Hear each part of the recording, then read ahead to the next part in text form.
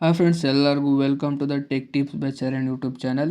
ಇಂದಿನ ವಿಡಿಯೋದಲ್ಲಿ KCET ಹಾಗೂ ನೀಟ್ UG 2026 ಅಭ್ಯರ್ಥಿಗಳಿಗೆ ಬಂದಿರುವ ಪ್ರಮುಖ ಅಪ್ಡೇಟ್ ಬಗ್ಗೆ ಮಾಹಿತಿಯನ್ನು ತಿಳಿಸ್ಕೊಡುತ್ತೀನಿ. ಆದ್ದರಿಂದ ಈ ವಿಡಿಯೋನು ಕೊನೆವರೆಗೂ ತಪ್ಪದೆ ನೋಡಿ. ಮೊದಲಿಗೆ KCET ವಿದ್ಯಾರ್ಥಿಗಳಿಗೆ ಮುಖ್ಯ ಮಾಹಿತಿ.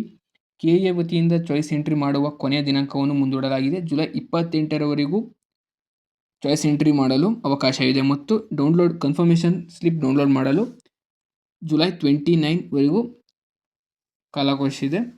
ಇನ್ನು ಯಾರಾದರೂ ತಮ್ಮ ಚಾಯ್ಸ್ ಎಂಟ್ರಿ ಪೂರ್ಣಗೊಳಿಸದೇ ಇರುವವರು ಕೊನೆಯ ಕ್ಷಣದವರೆಗೂ ಕಾಯಬೇಡಿ, ಏಕೆಂದರೆ ಕೊನೆಯ ದಿನಗಳಲ್ಲಿ ವೆಬ್ಸೈಟ್ನಲ್ಲಿ ಹೆಚ್ಚಿನ ಟ್ರಾಫಿಕ್ ಇರುವ ಕಾರಣ ತಾಂತ್ರಿಕ ಸಮಸ್ಯೆ ಎದುರಾಗಬಹುದು. ಈಗ ನೀಟ್ UG 2026 ಅಭ್ಯರ್ಥಿಗಳಿಗೆ ಬಂದಿರುವ ಅಪ್ಡೇಟ್ ಅನ್ನು ನೋಡೋಣ. KCET ಬರೆದೇ ಕೇವಲ ನೀಟ್ ಮಾತ್ರ ಬರೆದಿರುವ ಅಭ್ಯರ್ಥಿಗಳು ಪ್ರಸ್ತುತ KA ರಿಜಿಸ್ಟ್ರೇಷನ್ ಪ್ರಕ್ರಿಯೆಯನ್ನು ಪೂರ್ಣಗೊಳಿಸುತ್ತಿದ್ದಾರೆ. ಈ ನೋಂದಣಿ ಪ್ರಕ್ರಿಯೆ ಮುಗಿದ ನಂತರ KA ಎಲ್ಲ ಅರ್ಹ ನೀಟ್ ಅಭ್ಯರ್ಥಿಗಳಿಗೆ NEET roll number linking entry portal ಅನ್ನು ತೆರೆಯಲಿದೆ. ಆದ್ದರಿಂದ ಅಧಿಕೃತ ಪ್ರಕಟಣೆಗಳನ್ನು ಗಮನಿಸುತ್ತೀರಿ. ಇದೊಂದು ಪ್ರಮುಖ ಮಾಹಿತಿ ಏನೆಂದರೆ, ನೀಟ್ ಕೌನ್ಸಿಲಿಂಗ್ ಮತ್ತು KCET ಸೆಕೆಂಡ್ ರೌಂಡ್ ಮುಂದಿನ ತಿಂಗಳಿಗೆ ಸ್ಟಾರ್ಟ್ ಆಗುವ ಸಾಧ್ಯತೆ ಇದೆ. ಆದ್ದರಿಂದ ಅಗತ್ಯ ದಾಖಲೆ ಹಾಗೂ KA ವೆಬ್ಸೈಟ್ ಅನ್ನು ಪರಿಶೀಲಿಸುತ್ತೀರಿ.